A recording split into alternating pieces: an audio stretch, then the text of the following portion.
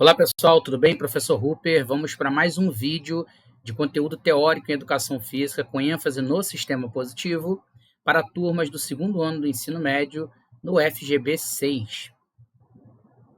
Vamos falar sobre transformações dos jogos e dos esportes. Bem, o livro já inicia falando para a gente sobre a temática das tecnologias dentro do esporte. Em algumas modalidades esportivas, como no tênis, como no voleibol, nós já tínhamos de forma mais recente o uso dos desafios de vídeo. No futebol, tivemos aí o VAR, né? A presença do VAR que gera muita dúvida, né? Algumas pessoas colocam como positivo o uso do VAR, outras pessoas não colocam como tão positivo assim. Então a gente observa aqui que a utilização oficial, né, em Copa do Mundo aconteceu em 2018 na Rússia, e o uso do VAR não é consenso no mundo do futebol e provoca diversas críticas de pessoas envolvidas no esporte, principalmente sobre critério da sua utilização durante o jogo. Então, gente, o VAR ele é uma tecnologia que traz novos elementos ao jogo, tirando o lado humano e dando ao árbitro os olhos do VAR, ou seja, câmeras, a possibilidade de utilizar replays, tá? Chega a contar com 35 câmeras espalhadas por todo o campo.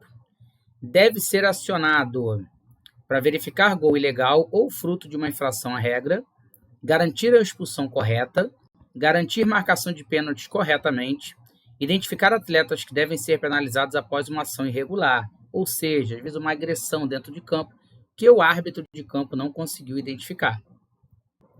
Dando sequência aqui ao surgimento de práticas corporais, nós contextualizamos aqui nesse pedaço falando sobre a necessidade de haver previamente a criação de movimentos corporais ou utilização de algumas demandas corporais para que posteriormente essas demandas, movimentos e as capacidades humanas fossem inseridas em modalidades esportivas, por exemplo. Então, a gente inicia falando que no início da história humana, movimentos como caminhar, correr, saltar, arremessar e pegar eram realizados em funções de necessidade de sobrevivência.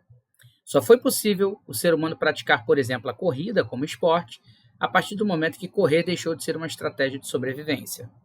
Do mesmo modo, foi somente com a invenção do automóvel e após o seu desenvolvimento que o automobilismo foi criado como uma prática esportiva. As lutas passaram a ser esportivizadas quando deixaram de ser necessárias para as guerras e aos combates entre povos e nações. Quando observamos as práticas esportivas, o seu surgimento e o atual cenário desse esporte, nós vemos que algumas modificações elas ocorrem para que o esporte possa se adequar a alguma necessidade vigente, tá?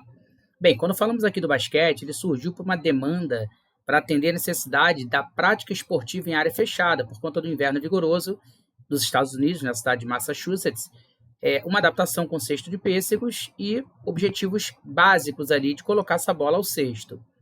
E nós tivemos aí, por exemplo, o fundo do cesto sendo cortado para que essa bola pudesse passar direto e não mais fosse necessário colocar uma escada para retirar essa bola, dando um dinamismo maior no jogo, tá? Bem, o judô também, a questão da vestimenta alterada para que o público visualizasse mais facilmente os oponentes.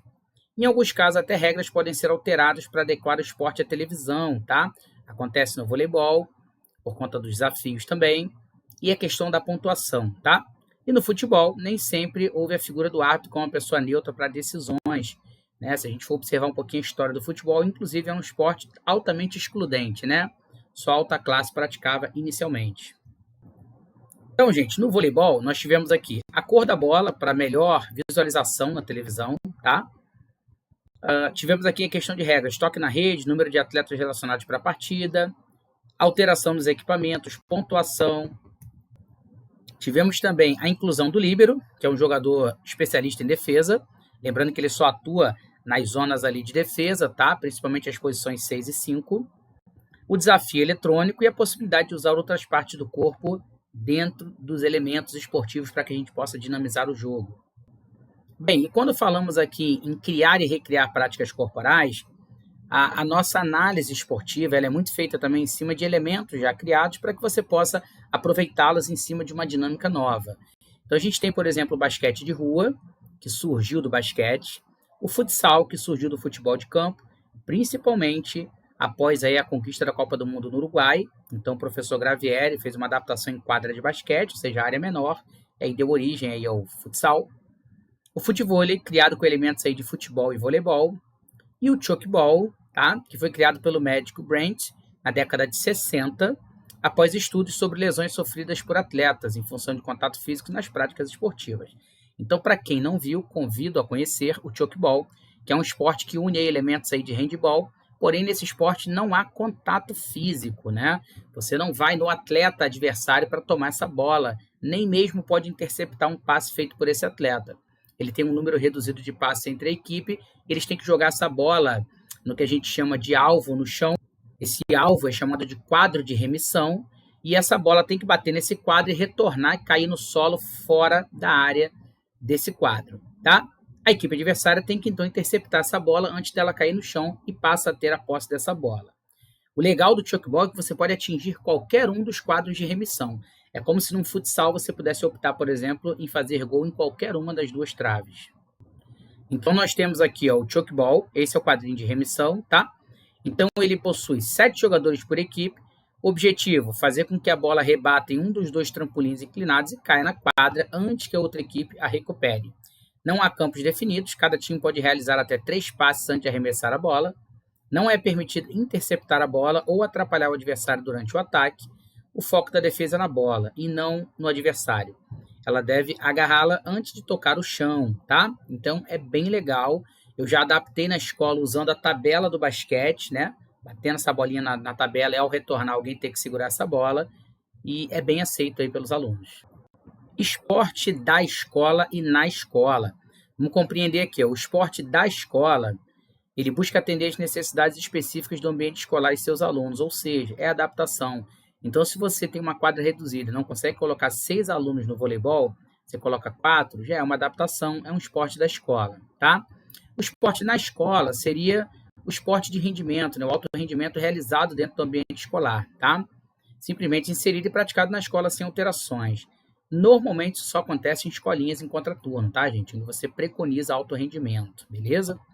Bem, ele cita também aqui que o atletismo é um esporte tradicional, considerado base para todos, justamente pelo uso dos seus elementos.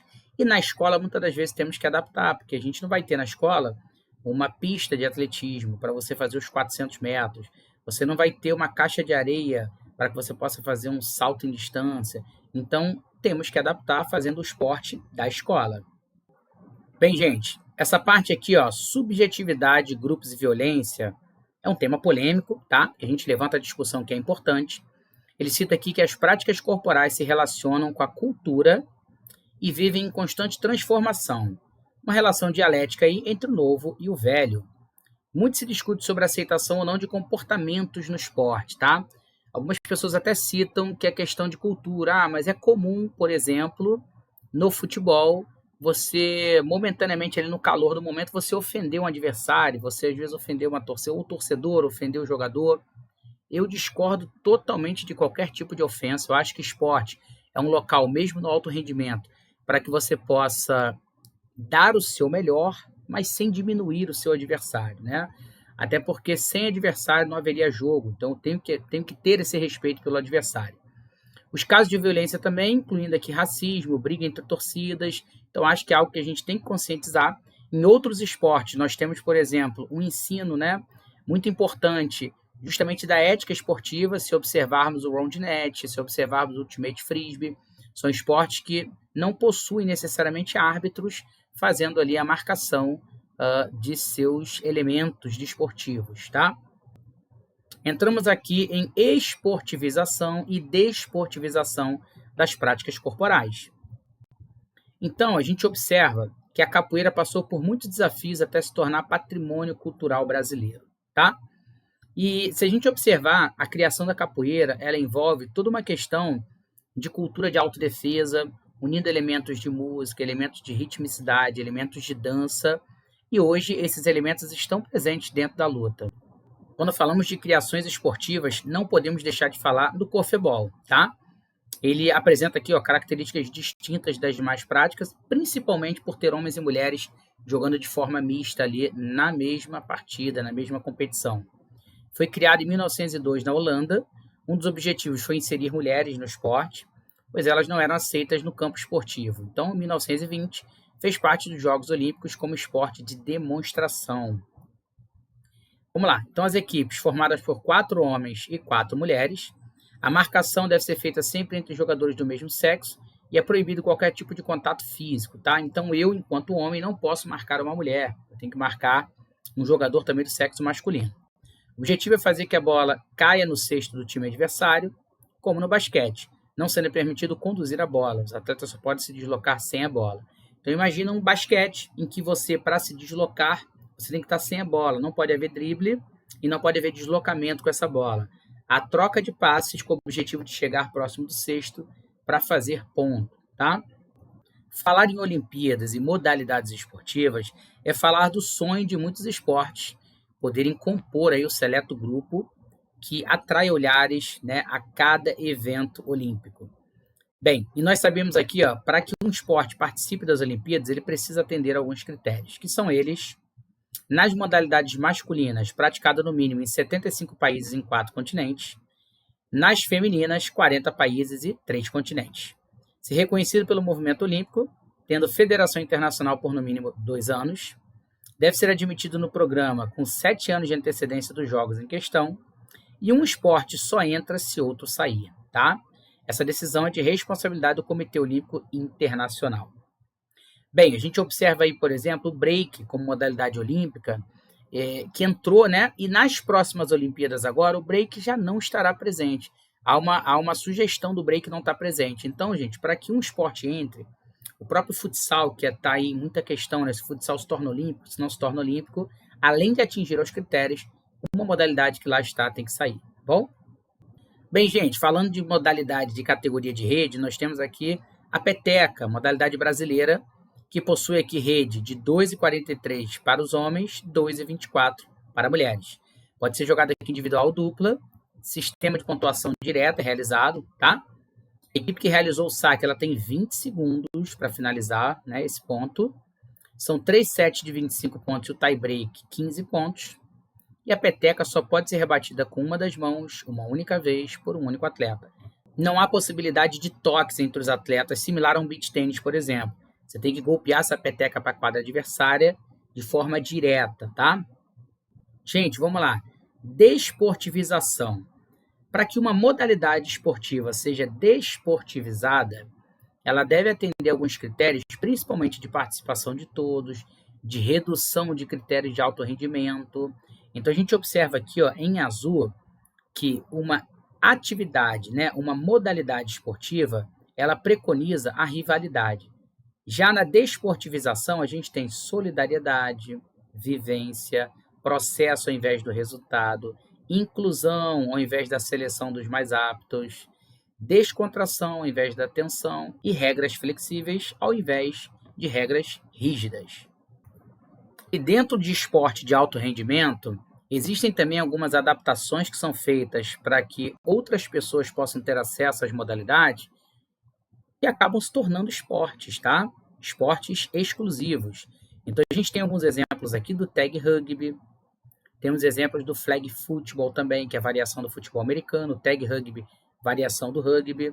Então, no tag, assim como no flag, você tem faixas na cintura e não há o tackle, né, que é aquela derrubada do atleta no chão para impedir um avanço dessa equipe com o objetivo de fazer ou um try no rugby ou um touchdown no futebol americano.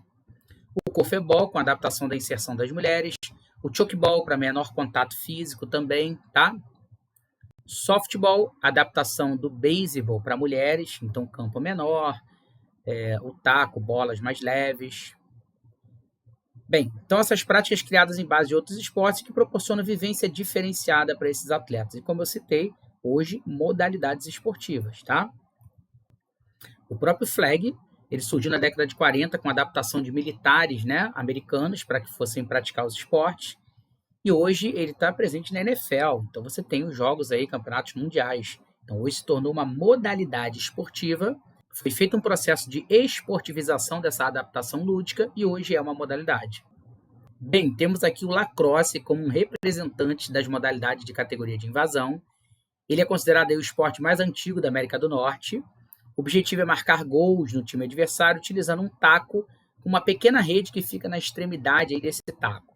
Os jogadores podem utilizar esses tacos para mover a bola e passá-la aos colegas de equipe, inclusive para impedir um avanço também golpeando o taco do adversário, tá?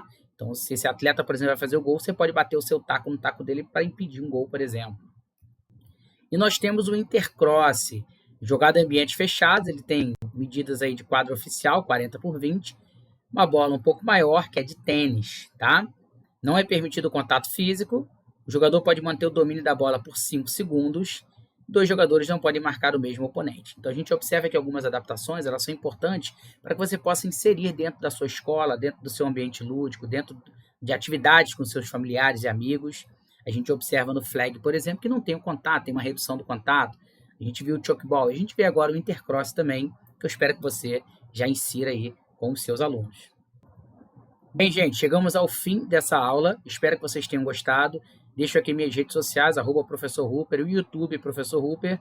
Lá vocês encontram aulas de outros segmentos também e materiais no geral sobre corpo humano, saúde e modalidades esportivas, tá?